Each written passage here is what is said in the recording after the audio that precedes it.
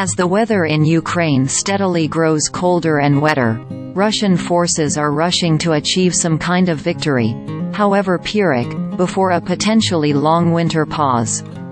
They've set their sights on Avdiivka, a Ukrainian stronghold just northwest of Russian-occupied Donetsk city in eastern Ukraine's Donbas region.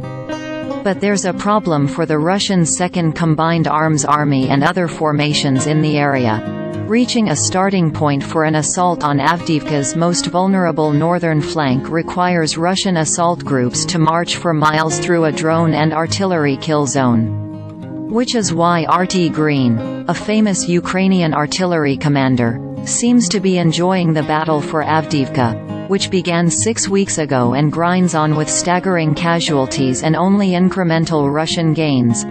"I'll even reveal a secret," Arty Green said in a recent interview. "There's a competition between our brigades. We strike one target. Then we see a neighboring brigade doing the same. Then another one. Half a dozen Ukrainian brigades, including the battle-hardened 110th Mechanized and the high-tech 47th Mechanized, defend the Avdiivka sector. Possibly 2 artillery brigades, the 43rd and 55th, support the mechanized and infantry units. A mountainous waste dump and the settlement of Stepove anchor the Ukrainian defenses north of Avdiivka. To stage for an attack on these defenses, Russian brigades must travel along roads and across fields that expose them to heavy bombardment.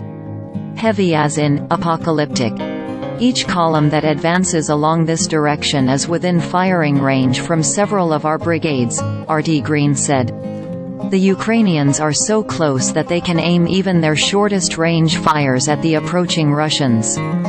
They are within striking distance of mortars and brigade-level tactical artillery. Taking account of the mortar platoons, attached anti-tank companies and artillery battalions and the powerful independent artillery brigades, to say nothing of all the drone operators, the Ukrainian garrison in Avdiivka probably can point hundreds of mortar tubes, big guns and launchers at a deploying Russian battalion. That's potentially several Ukrainian indirect-fire weapons per Russian tank and fighting vehicle in any given assault.